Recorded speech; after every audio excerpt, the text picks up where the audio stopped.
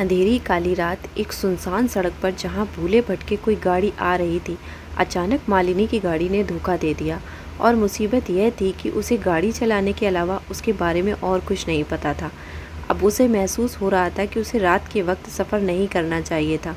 जहां उसके मोबाइल में सिग्नल नहीं आ रहे थे, वहीं किसी गाड़ी को रोकने से भी घबरा रही थी, क्योंकि उसे इस बात का डर था कि कहीं किसी से मदद लेने के चक्कर में वह कोई और मुसीबत मोल न ले ले। तभी एक लंबी गाड़ी उसके पास आकर रुकी। क्या आपकी गाड़ी खराब हो गई है? मालिनी जी, पता नहीं क्या हुआ है, स्टार्ट ही नहीं हो रही, प्लीज़ आप देख लेंगे। सॉरी मैडम, मुझे गाड़ी के बारे में कुछ ज़्यादा मालूम नहीं है, लेकिन अगर आप कहें तो मैं आपको कहीं छोड़ सकता हूँ। आप कहाँ जा रही हैं? मालिनी, मैं दिल्ली से आ रही थी और जयपुर के लिए जा रही थी कि गाड़ी ने धोखा दे दिया। अरे मैं भी मथुरा जा रहा हूँ, आपको छोड़ दूंगा, आ जाइए। मालिनी गाड़ी में बैठने से घबरा रही थी। क्या सोच रही हैं? घबराइए नहीं, देखिए मैं एक शादीशुदा आदमी हूँ और आधी रात में एक सुनसान सड़क पर कुछ भी हो सकता है, प्लीज़ आ जाइए। मालिनी के सामने और कोई चारा भी नहीं था, इसलिए वह गाड़ी में बैठ गई। मेरा नाम विशाल है, मेरा कपड़ों का शोरूम है और मैं अपनी बीवी को लेने मथुरा जा रहा था। असल में बच्चे छुट्टियों में नानी के घर गए हुए थे। अब उनका जी भर गया है, इसलिए बुलावा आया है कि लेने आ जाओ। मालिनी, मेरा नाम मालिनी है और मैं एक फ़ैशन डिज़ाइनर हूँ। एक फ़ैशन शो के लिए जयपुर जाना था। मैंने सोचा कि अभी निकलूँगी तो सुबह होने से पहले पहुँच जाऊँगी, जिससे मुझे तैयारी के लिए अच्छा समय मिल जाएगा। लेकिन विशाल, आपको इतनी रात को नहीं निकलना चाहिए था। वैसे भी यह रोड सही नहीं है। इस रोड पर पिछले कुछ दिनों में कई लोगों की हत्या हुई है, आपने तो सुना ही होगा।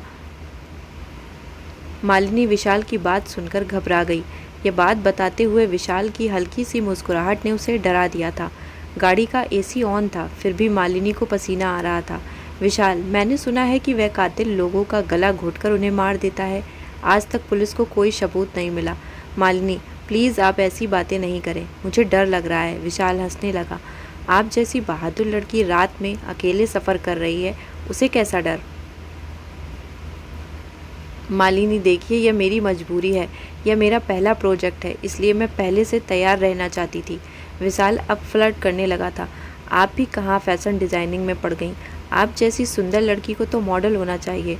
सारे शो हाउसफुल जाएंगे। मालिनी विशाल के बदलते मिजाज को देखकर थोड़ा सतर्क होने लगी। उसने अपने बैग में से पानी की बोतल निकाली और पानी पीने लगी। विशाल, प्यास तो मुझे भी लगी है, क्या आप मेरी प्यास बुझा देंगी? मालिनी, क्या मतलब है आपका? विशाल, मेरा मतलब है कि मुझे भी प्यास लगी है, प्लीज़ अपनी बोतल दे दीजिए। मालिनी, आपकी अपनी बोतल भी तो रखी है, उससे पी लीजिए। विशाल, उसमें वो बात कहाँ जो आपकी बोतल में है। मालिनी देखिए, मेरे साथ ऐसी बातें नहीं कीजिए, नहीं तो मैं गाड़ी से उतर जाऊंगी। विशाल, अरे आप तो बुरा मान गई, मैं तो मजाक कर रहा था। विशाल ने मालिनी से बोतल ली और पानी पीने लगा। मालिनी को उसका यह व्यवहार अजीब लग रहा था। तभी मालिनी ने देखा कि उसके मोबाइल में सिग्नल आ गए हैं और वह फ़ोन करने लगी।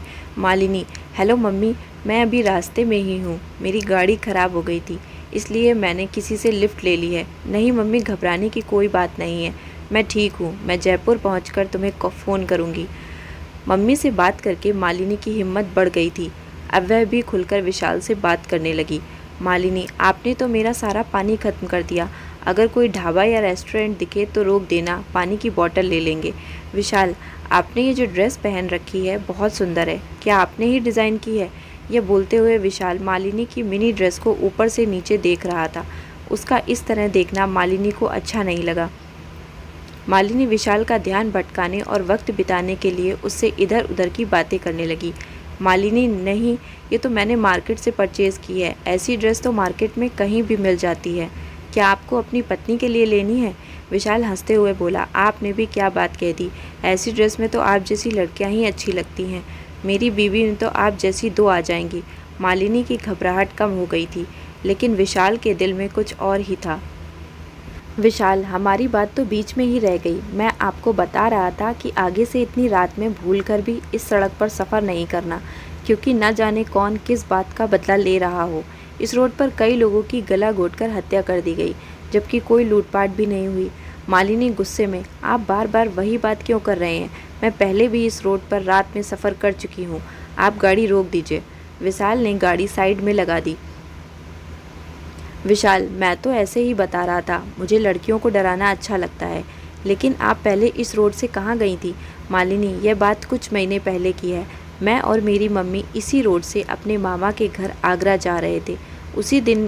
उस दिन भी इसी तरह गाड़ी ख़राब हो गई। वहाँ एक गाड़ी आई जिसमें 3 लड़के थे। मैं अपनी मम्मी के साथ थी तो बिल्कुल नहीं घबरा रही थी। उन्होंने हमें लिफ्ट दी, हम भी गाड़ी में बैठ गए। लेकिन बीच रास्ते में वह लड़के मेरे साथ बदतमीजी करने लगे। हमने विरोध किया तो उन्होंने गाड़ी एक सुनसान जगह पर रोक दी।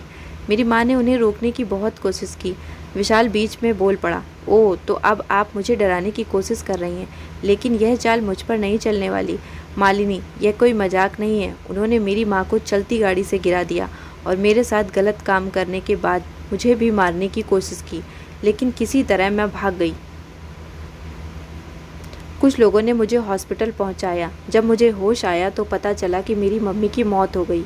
मैंने उन लोगों को ढूंढने की बहुत कोशिश की, लेकिन उनका कुछ पता नहीं चला। फिर मैंने फैसला किया कि इसके जिम्मेदार वह लोग हैं जो अकेली लड़की को देखकर उसे लिफ्ट देने के बहाने उसे इस्तेमाल करने की सोचते हैं। इसलिए मैं पिछले कई हफ्तों से तुम जैसे लोगों का इंतज़ार करती हूँ और उन्हें मार देती हूँ। विशाल खांसते हुए, अब मजाक बंद करो। तुम जैसी लड़कियाँ क्या किसी को मारोगी? मालिनी, मुझे लगता है तुम न्यूज़ अच्छे से नहीं देखते। मारने वालों को गला घोटने से पहले जहर दिया गया था, जिससे ताकतवर से ताकतवर को मारना आसान हो जाता है। विशाल की हालत बिगड़ने लगी। लेकिन तुमने मुझे जहर कब दिया? मैंने तो कुछ नहीं खाया। मालिनी जोर से हंसकर बोली, मैंने बोला था ना, अपनी बोतल से पानी पी लो, लेकिन फ्लर्ट करने के चक्कर में तुमने मेरी बात नहीं मानी। विशाल, मेरी हालत बिगड़ रही है, प्लीज़ मुझे बचा लो। मैं ऐसा आदमी नहीं हूँ। मालिनी, मैं ऐसा आदमी नहीं हूँ, बस अकेली लड़की देखी और हो गए शुरू। क्या तुमने एक बार गाड़ी से उतर कर देखा कि मेरी गाड़ी खराब भी है कि नहीं? तुम्हें तो बस अपनी गाड़ी में बिठाने की जल्दी थी। क्या तुमने यह देखा कि मैं एक शो के लिए जा रही हूँ और मेरे पास एक छोटे से बैग के अलावा कुछ नहीं था? क्या तुमने मदद करने से पहले एक बार मेरे घर वालों से बात करने के बारे में सोचा? नहीं, क्योंकि तुम तो रंगीन सपनों में खोए हुए थे कि कब मैं मानूं और तुम गाड़ी किसी होटल पर लगाओ। जब तक मैं जिंदा हूँ तुम जैसे लोगों को उनके अंजाम तक पहुँचाती रहूँगी। इतना कहते ही मालिनी हंसते हुए अपने बैग में से एक मोटी रस्सी निकाली। विशाल असहाय पड़ा यह सब होते देख रहा था। धीरे धीरे उसकी आंखों के आगे अंधेरा छाने लगा।